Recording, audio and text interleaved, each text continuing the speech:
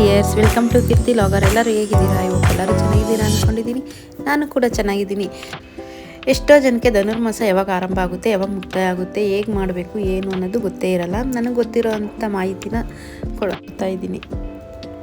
ಧನುರ್ಮಾಸ December 16ರಿಂದ ಅಂದರೆ ನಾಳೆಯಿಂದ ಪ್ರಾರಂಭವಾಗಿ ಜನವರಿ 14ಕ್ಕೆ ಮುಕ್ತಾಯ ಆಗುತ್ತೆ. ಧನುರ್ಮಾಸ ಪೂಜೆ ಮಾಡೋದ್ರಿಂದ ತುಂಬ ಒಳ್ಳೆಯದು. ಅದು ಏನಿದೆ, ಬೆಳಗಿನ ಜಾವ ಸೂರ್ಯ ಉದಯ ಆಗೋಕ್ಕಿಂತ ಮುಂಚೆ ಎದ್ದು ಸ್ನಾನ ಮಾಡಿ ಅರಳಿ ಮರ ಬೇಕಾದ್ರೂ ಸುತ್ತಬೋದು. ಅರಳಿ ಮರ ಇಲ್ಲ ಅಂದರೆ ನವಗ್ರಹ ಪ್ರದಕ್ಷಿಣೆ ಹಾಕಬೇಕು, ತುಂಬ ಒಳ್ಳೆಯದು.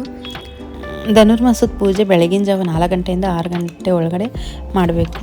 ನವಗ್ರಹ ಪ್ರದಕ್ಷಿಣೆ ಹಾಕೋದ್ರಿಂದ ಆಗಿರ್ಬೋದು, ಇಲ್ಲ ಅರಳಿ ಮರ ಸುತ್ತೋದ್ರಿಂದ ಆಗಿರ್ಬೋದು, ನಮ್ಮ ಮಾಡಿರೋವಂಥ ಕರ್ಮಗಳು ಕಳೆದು ವಿಶೇಷವಾದ ಫಲ ಸಿಗುತ್ತೆ. ಮತ್ತು ಇವಾಗ ಮದುವೆ ಆಗದೆ ಇರೋರು, ಮಕ್ಕಳಾಗದೇ ಇರೋರು, ಇವರೆಲ್ಲ ಬೆಳಗಿನ ಎದ್ದು 5 ದಿನ ಮಾಡ್ಬೋದು, ಇಲ್ಲ 9 ದಿನ ಆದರೂ ಮಾಡ್ಬೋದು.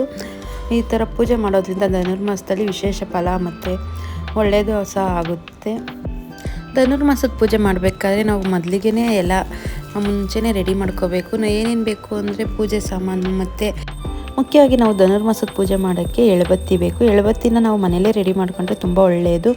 ಎಳಬತ್ತಿ ರೆಡಿ ಮಾಡ್ಕೊಳ್ಳೋಕ್ಕೋಸ್ಕರ ನಾವು ಕರಿ ಬಟ್ಟೆ ಮತ್ತು ಕಪ್ಪು ಎಳ್ಳು, ಕರಿ ದಾರ ಇಷ್ಟನ್ನು ತಂದು ನಾವು ಎಳಬತ್ತಿ ಡೈಲಿ 9 ಎಳಬತ್ತಿ ಥರ ನಾವು ಎಷ್ಟು ದಿನ ಪೂಜೆ ಮಾಡ್ತೀವಿ ನೋಡಿ, ಅಷ್ಟು ದಿನ ಬತ್ತಿಗಳನ್ನ ರೆಡಿ ಮಾಡಿಕೊಂಡು ಎಳ್ಳೆಣ್ಣೆಯಲ್ಲಿ ನೆನೆಸಬೇಕು. 9 ಎಳಬತ್ತಿನ ತಗೊಂಡೋಗಿ ನವಗ್ರಹ ಅಥವಾಗಿರ್ಬೋದು, ಇಲ್ಲ ಅರಳಿ ಮರತವಾಗಿರ್ಬೋದು, ನಾವು ಮನಸ್ಸಲ್ಲಿ ಏನು ಕೋರಿಕೆ ಇರುತ್ತೋ ಅದನ್ನು ಹೇಳ್ಕೊಂಡು ನವಗ್ರಹಕ್ಕೆ ಹಾಕಿ ಪೂಜೆ ಮಾಡಿಕೊಂಡು ಬರೋದ್ರಿಂದ ತುಂಬ ಒಳ್ಳೆಯದಾಗುತ್ತೆ.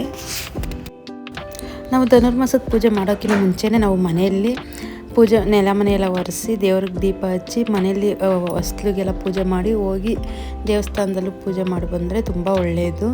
ಲಾಸ್ಟ್ನೇ ದಿನ 9 ದಿನಕ್ಕೆ ನಾವು 5 ಜನ ಮುತ್ತೈದೆಯರಿಗೆ ಪ್ರಸಾದ ಅವಲಕ್ಕಿ ಆಗಿರ್ಬೋದು, ಇಲ್ಲ ಹುರ್ಗಡ್ಲೆ ಮತ್ತು ಸಕ್ಕರೆ ಹಾಕಿ ಪ್ರಸಾದ ಥರ ಮಾಡಿಕೊಂಡು ಸಹ ಕೊಡ್ಬೋದು.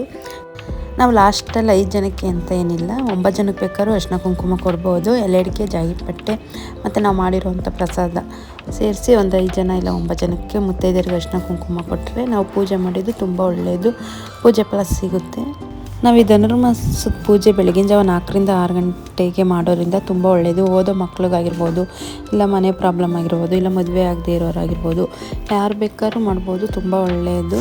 ನನಗೆ ಗೊತ್ತಿರೋವಂಥ ಮಾಹಿತಿನ ತಿಳಿಸಿದ್ದೀನಿ. ನಿಮ್ಗೆ ಏನಾದರೂ ಗೊತ್ತಿದ್ದರೆ ಕಮೆಂಟಲ್ಲಿ ತಿಳಿಸಿ. ನಿಮ್ಗೆ ಇಷ್ಟ ಆದರೆ ಲೈಕ್ ಮಾಡಿ, ಶೇರ್ ಮಾಡಿ, ಕಮೆಂಟ್ ಮಾಡಿ. Thanks for watching. ನೆಕ್ಸ್ಟ್ ವೀಡಿಯೋದಲ್ಲಿ ಸಿಗೋಣ. ಬಾಯ್, ಟೇಕ್ ಕೇರ್.